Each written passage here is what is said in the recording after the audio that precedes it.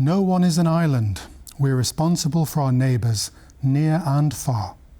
That's the message of humanitarian organisations around the world. The Polish Humanitarian Action marks its 33rd year of taking this message to heart.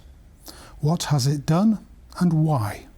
And what are the challenges that it faces today? Join me, Jan Darasz, for How We Got Here. Every year, millions of people receive help from humanitarian aid organizations. It all started in 1863, when Swiss businessman Jean-Henri Dunant witnessed the aftermath of the Battle of Solferino, which left 40,000 men dead or wounded.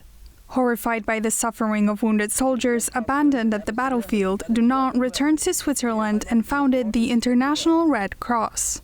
More than a century later, the Red Cross and its sister organization, the Red Crescent, continue to help those in need, particularly across the Middle East and Africa. There is nowadays about 50 ongoing situations of armed conflict in Africa. This is about 40% of the total number of armed conflict across the world. And in line with the principle of impartiality, the ICRC allocates roughly 40% of our resources, our staff, our operation to Africa. The number of international humanitarian aid organizations increased in the 20th century. Save the Children has been helping kids in need since 1919, while Oxfam has been working to alleviate global poverty since 1942. In 1953, a UN agency focused on humanitarian aid was established. UNICEF is now one of the world's most prominent aid organizations, extending a helping hand to millions of people around the world. Joining us today is Helena Krajewska. She's the spokesperson for the Polish Humanitarian Action. Welcome to the programme. Thank you very much. Before we go into the activities and history of the organisation itself, I'd like to ask you, what is the origin, as you see it, of this kind of global urge for the humanitarian relief, the long-term projects, the disaster relief? When did that actually gel in Europe? Well, so the concept is not new. This idea of compassion, idea of helping people in need is not new, and actually during the 17th and 18th century, it was present in Europe and also other places in the world. But it was often motivated by religion. It was not in a shape that we know right now, and it was not institutionalized, it was not organized, not professional. But in the 19th century, after very, very tragic and very bloody wars, especially Crimean wars, especially Battle of Solferino, this movement started to appear, and they appeared in more organized form, like the Red Cross movement. And through the beginning of the 20th century, especially the wave of the refugees from Russia, and then other refugees as well, like Armenian refugees. There was this need to address it, not a problem, but this need of humanitarian aid, of needed assistance, but in a more, not just short-term, but long-term solutions. And many institutions started to appear. So first it was NGOs, it was non-governmental organizations, which is very reassuring for us right now, because we are, as Polish Humanitarian Action, an NGO. And with the Geneva Conventions, with many more new laws that were actually mentioning the humanitarian treatment of not just wounded soldiers, but civilians, of humanitarian laws in place of refugee laws later, it all gelled, as you said, together throughout after the Second World War and through the Cold War. And then we actually had institutions. We had the United Nations, and then the UN High Commissioner for the Refugees appeared, etc., etc. So we had institutions in place. There was interest from the civil society of different countries to actually help. And lastly, in Europe, there was a big need during the war and after the war. There were so many refugees, there were so many people in need, there were so many missing people as well, where you have the Red Cross, for example, looking for the families of people who were missing, especially children, right? And there were finally funds to support this kind of activities. And in the 90s especially, the world could see huge tragedies like Rwanda, like Yugoslavia, and of course Sarajevo for us as a Polish Humanitarian Action is the starting point, but the world could see that after years of Cold War, but still some stability, not a huge world war, there were conflicts that brought so much suffering that needed this organized compassion. So this is where we were at 1992, where we started working. Was Poland as a country still a member of these humanitarian organizations after the Second World War, post-1945? So it was a bit tricky because, of course, we were under the influence of the Soviet Union. We were on the other side of the wall. But even on this side of the wall, there was still some assistance and support going from these countries to other countries in need. Usually the brother sister nations, of course, but still there were some activities. And Poland, after 1989, we finally saw that we had this opportunity to not only receive help, but to give our help, to give something that we have, the others don't have, especially with the tragedies that I mentioned, the Yugoslavia war. Yes, tell us about the start of the Polish Humanitarian Action. You mentioned Sarajevo and the Balkan Wars. Tell us about how this seemed to start from an individual enterprise and enlarged its numbers and its activities from there. So it all started with Helena Krajewska, known as Janka in Poland. She worked in other movements that were already helping in Yugoslavian war to the civilians in Yugoslavian war. And she came back in October 1992 and gave an interview in Polish radio. And she had this appeal that the people need help and we can help. We as people of Poland, we can finally give something. We can give back maybe to the people that need it the most. And the donations started pouring in. People wanted to help. People wanted to go and buy something or bring something from home and send it to Sarajevo. Especially Sarajevo was, it was circled and the needs were so big. And the first trucks started on 26th of December 1992, and they went straight to Sarajevo, and they arrived on 1st of January 1993.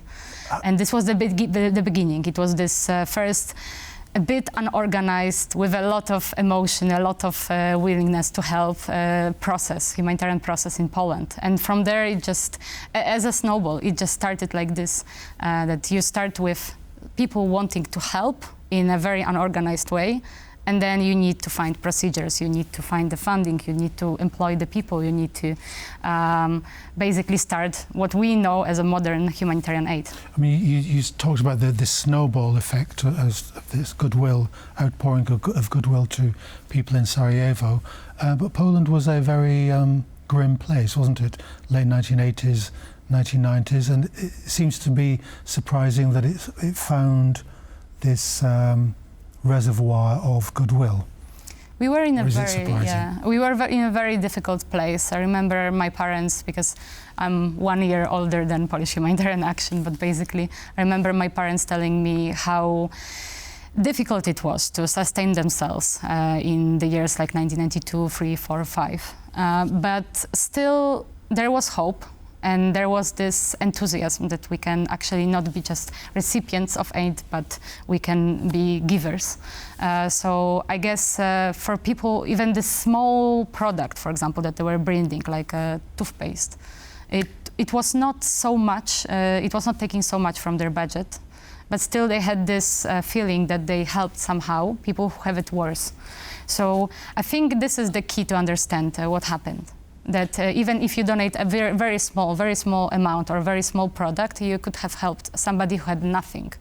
And of course, with the television and with all the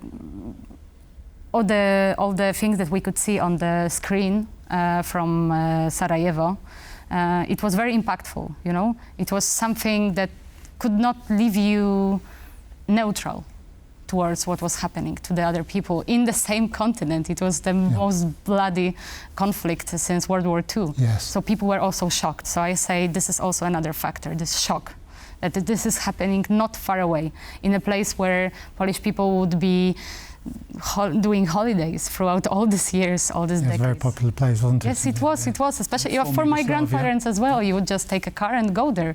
So it wasn't just some distant place on another continent. It was happening in this continent. So that factor of shock was also, and of proximity was very important for Polish people. We'll take a look at our second clip, and it'll bring us up to date with the history of the Polish humanitarian initiatives, and we'll come back bringing the history of the organisation up to date. From Sarajevo to Odessa, and even as far as Gaza and Sudan, Polish Humanitarian Action extends a helping hand to those in need.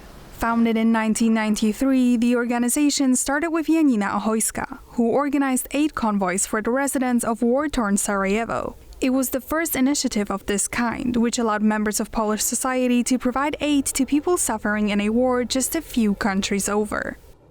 PH has been founded actually during the war in previous Yugoslavia in 1993, and since then we've been delivering aid in war zones and places struck by natural disasters. We have offices in Ukraine, South Sudan, Somalia, Kenya, Madagascar, Yemen, and our latest one is the one that we opened in 2025 in Syria, but we also deliver aid in Lebanon and in Palestine. In recent years, the organization increased their efforts in South Sudan, which is currently experiencing a dire humanitarian crisis. We mostly focus on food security and livelihoods and on WASH. And WASH is a water and sanitation and hygiene project, so we focus on access for toilets, for clean drinking water, and then we also focus on education on how to use these. Because if we provide a toilet for the community, we should also explain how to use it to make sure you stay safe and healthy. In response to the war in Ukraine, Polish Humanitarian Action has played a major role in assisting civilians through cash assistance, water and sanitation projects, and support for displaced people. On December 26, Polish Humanitarian Action celebrated its 33rd anniversary. To mark the milestone, the founders have called for continuous support and solidarity with those in need.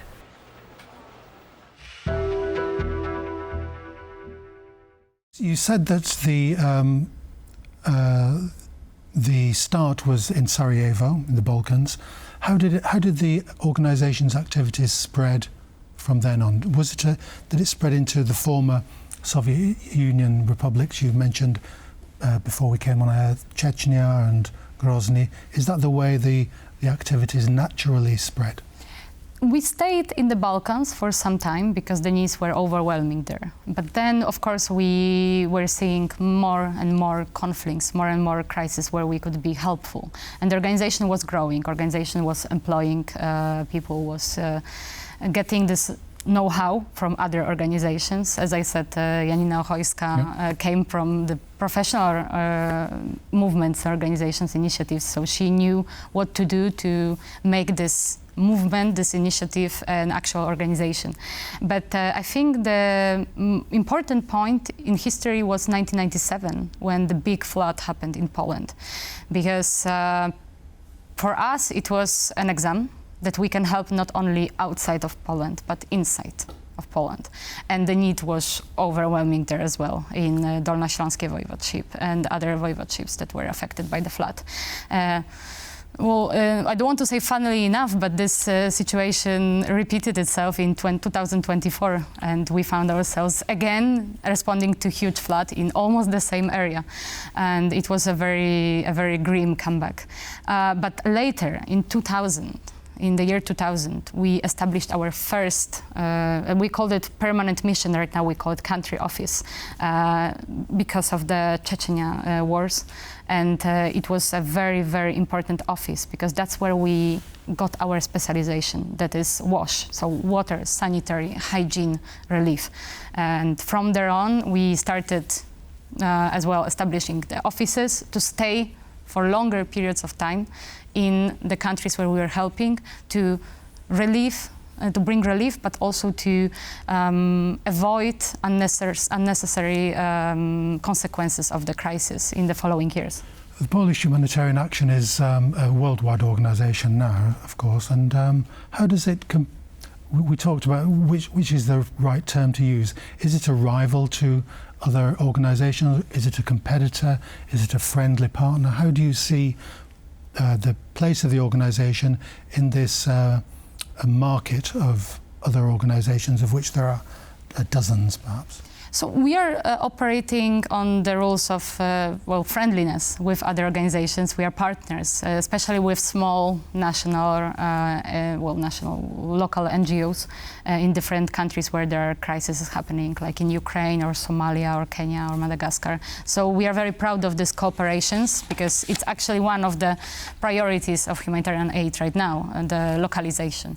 So we are truly dedicated to that. But of course we are competing for very limited resources, very limited funds, and especially with the recent cuts from different countries, from different programs, we can see that some organizations are just falling down. They cannot sustain their actions, and the people pay the price. The ultimate price is being paid by the people in need. So we are competing for the funds, but we are not forgetting that we are part of these huge systems. We are part of the United Nations coordination system for the humanitarian aid.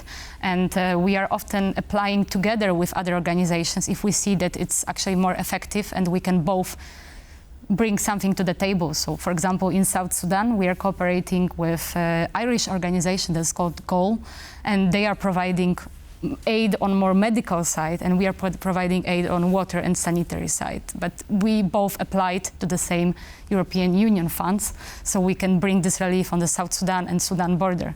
So sometimes we are competing, sometimes we are cooperating, yes. And it depends on the occasion. On that particular point, you're in East Africa, Sudan, other places, Tanzania, Kenya. What's the reception like for a Polish organisation?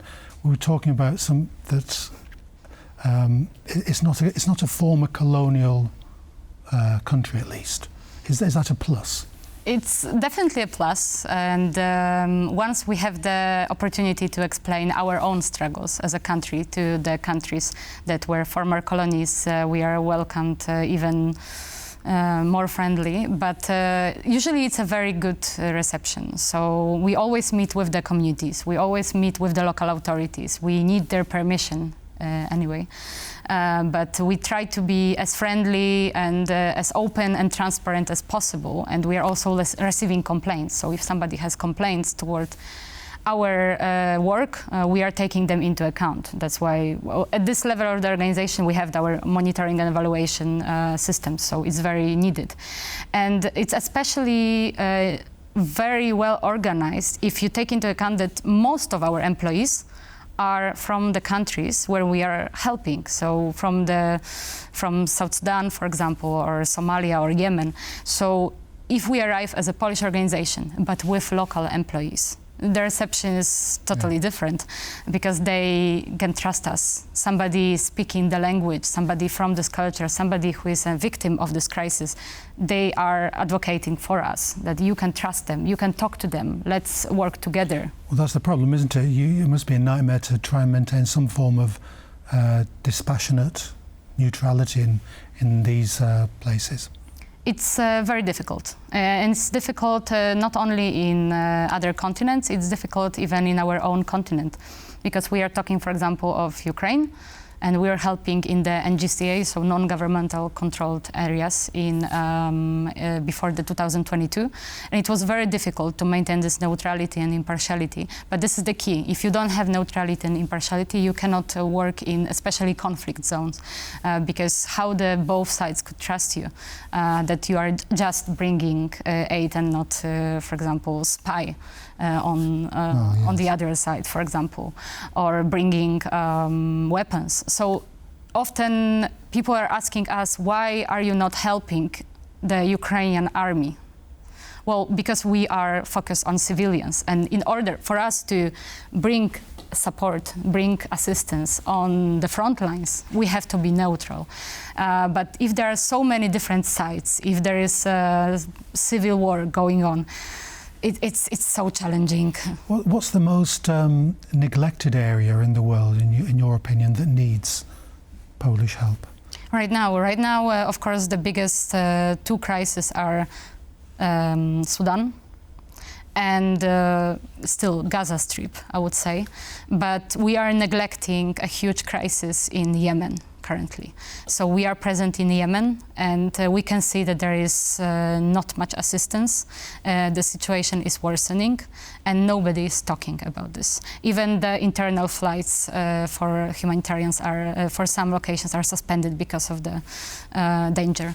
But of course, Sudan, it's a place of huge need, and we can see it on the border. We are receiving the refugees from Sudan and returnees from who are coming back to South Sudan, and before that they were escaping South Sudan. So it's all very complicated, but we can see them arriving in such a huge need of basic assistance, and there are so many unaccompanied children.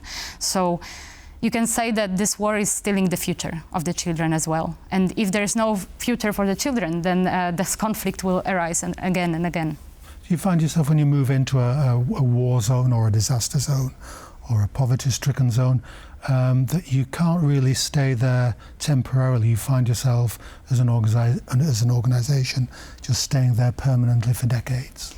We cannot stay permanently, because that's not the goal of the humanitarian aid. We should help support the civilians to come back to the original status. So we should alleviate the suffering, we should save the lives, save the health, prevent future consequences of the crisis if possible.